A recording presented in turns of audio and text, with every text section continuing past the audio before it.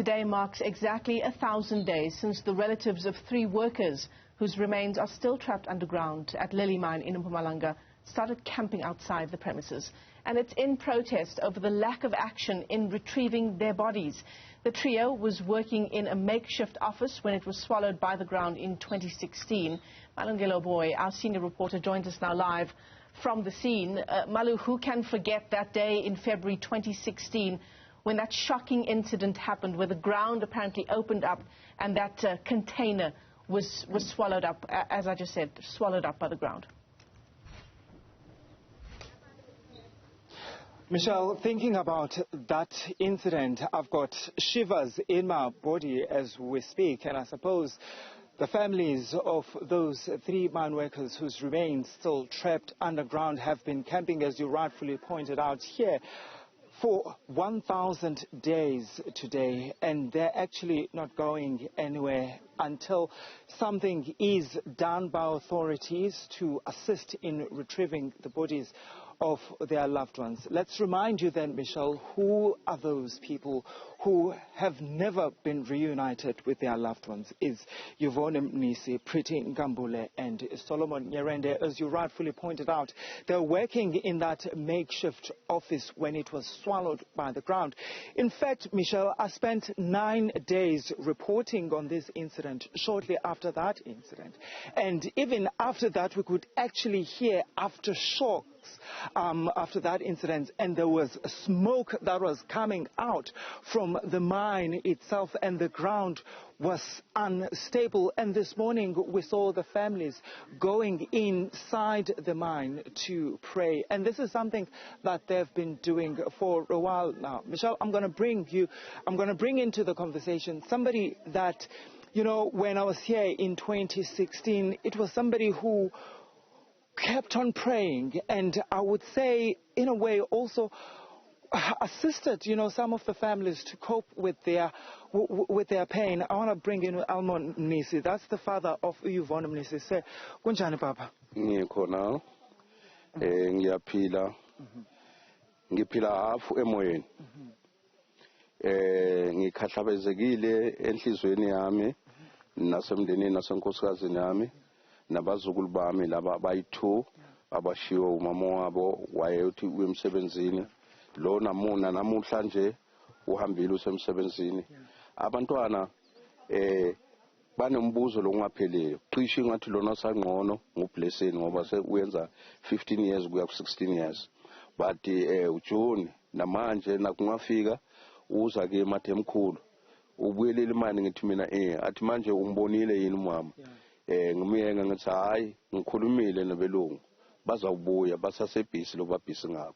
Athi all right kulungile, kodwa ke ingqondo iyakhula njengoba nyalo sana 11 years sekuyakhona lokho ukuthi nani naye avele nje akwazi lokho ukuthi nani manje kwenzekeleni ngomama wakhe no mama walaba fowabo unasika uPrida Nyerende Prida Mavusi na Prida na Sena Solomon Nyerende.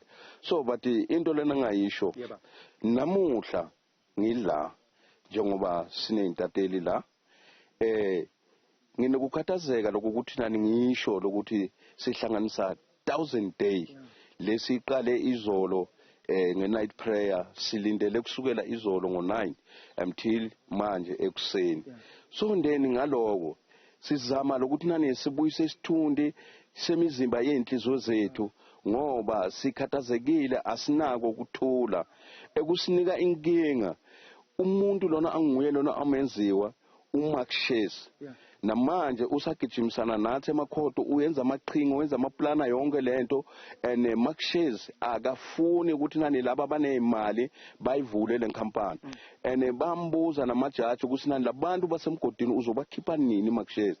Athi yena ngisalindele ama-invest from President State from America.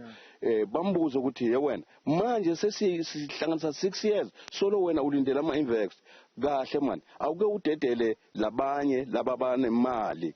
Bambuza futhi nalabo boza kwabo alwa nabo boalkhamani uneli na Fred Arens kuthi manje labantu banemali yini ungafuni nabamtshela lento leyo uvela ahlakahle ngezandla lokusho kubona ukuthi nani makeshezi uNkulunkulu akasize ukuthi lamajaji njengoba manje icase iya criminal court abasize ukuthi makeshezi akangene phakathi kuzokudedeleke la kuzokhishwa abantwana bethu so lento ingibangela buhlungu kakhulu njengoba ngikhuluma anginako ukuthula ekhaya ngilahlile ngenxa yokuthi nani kufanele ukuthi nani ngithole lo oyi-1 lo lahlekile ngeke ngimyekelele umntwana nami la ngizohlala until aze makeshezi naye avaleleke ebumnyameni ngithola umntwana nami egameni likaJesu. Ngiyabonga baba, ngiyabonga.